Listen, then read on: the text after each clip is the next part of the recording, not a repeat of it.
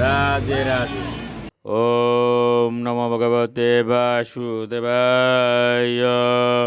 ওম নমো ভগবতে বাসুদেবায়।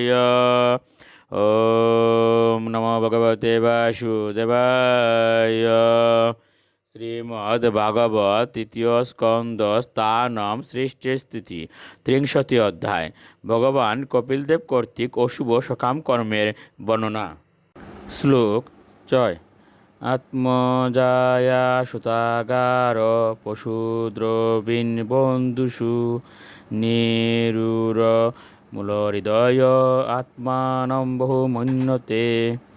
অনুবাদ: দেহ, স্ত্রী, পুত্র, গৃহ, পশু, ধন, বন্ধু প্রভৃতির প্রতি গভীর আসক্তির ফলে জীব তার জড়জাগতিক জীবনে এই প্রকার সন্তোষ অনুভব করে।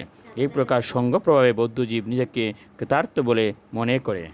শ্লোক 7। সৌন্দর্যমান সর্বাঙ্গ এষাম উদহনাদিনা করুতি অবিরত মূর দুরিতানি দুরাশয়। অনুবাদ: উৎকণ্ঠায় সর্বক্ষণ দগ্ধ হওয়া সত্ত্বেও এই প্রকার মূর্খেরা তাদের তথাকথিত কুটুম্বদের ভরণ পোষণের জন্য দুরাশাগ্রস্ত হয়ে সর্বদা নানা প্রকার পাপ কার্যে লিপ্ত হয়। শ্লোক 8। আক্ষিপ্ত আত্ম ইন্দ্রিয় স্ত্রীনাম সতীনাম চ মায়য়া রহুরচিতয়া লাপয়্য শিশুনাম কলবাসিনাম। অনুবাদ: যে রমণী মায়ার দ্বারা তাকে বিমোহিত করে তাকেই সে তার হৃদয় এবং ইন্দ্রিয় অর্পণ করে। নির্জন স্থানে সে তার আলিঙ্গন এবং গোপন আলাপের দ্বারা তার সঙ্গসুখ উপভোগ করে এবং শিশুদের আদো আদো মিষ্টি ভুলিতে সে মুগ্ধ হয়ে থাকে। শ্লোক 9।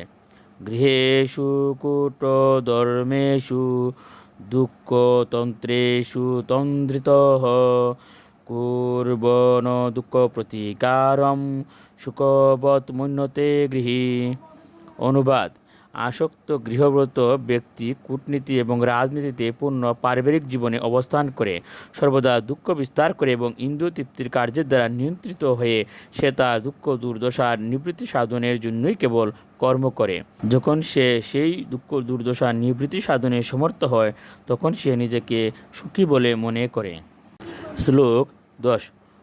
অর্তৈরাপাদিতৈর্গুর্বা ইমশয়ে তস্চ তান পুষ্ণাতি ইয়েষাং পুষেন শেষভুগ ইয়াত্যদশয়ম।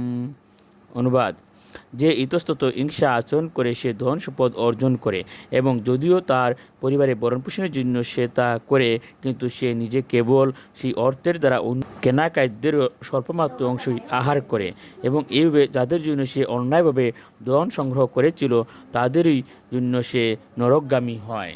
রাধে রাধে।